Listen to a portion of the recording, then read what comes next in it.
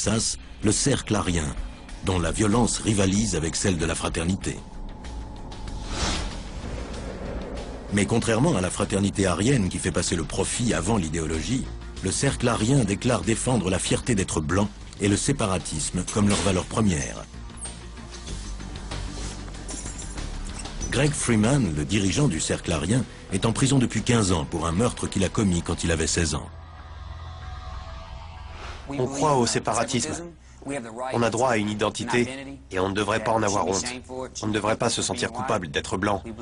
On croit à la sauvegarde de notre héritage, de notre culture et de nos traditions, et on veut s'assurer qu'il soit perpétué.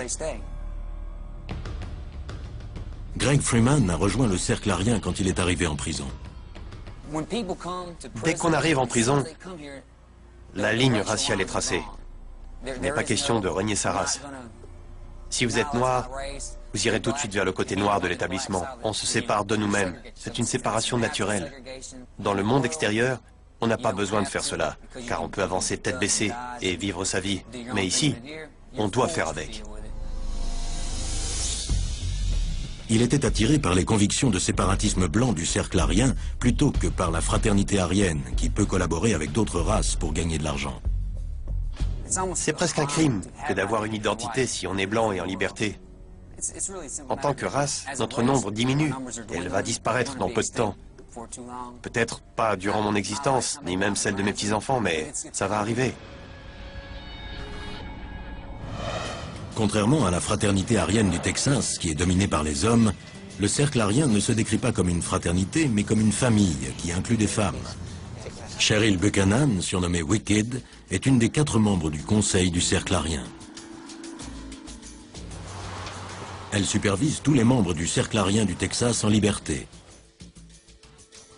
Wicked garde les papiers secrets du gang et contrôle la communication entre les dirigeants en prison et les soldats en liberté.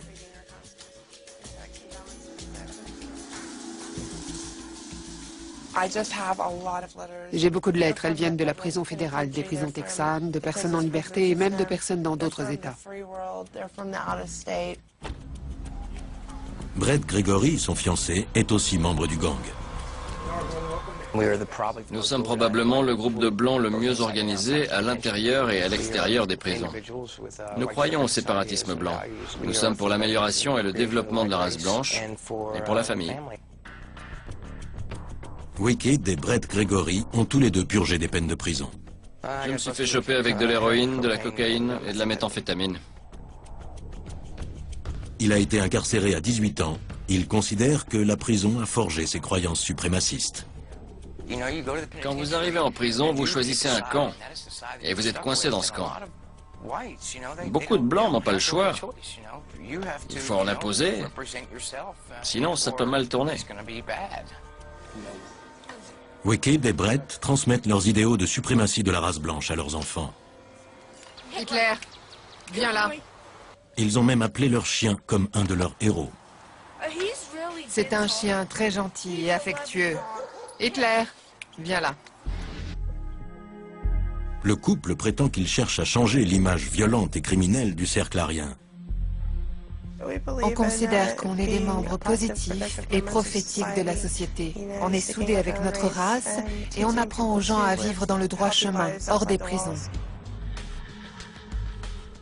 Même si le cercle arien prétend ne plus être une organisation criminelle, le shérif adjoint Mike Squires est sceptique. Je n'y crois pas. Si le cercle arien veut arrêter ses activités criminelles, je suis de tout cœur avec eux. Mais je crois pas que ça va arriver.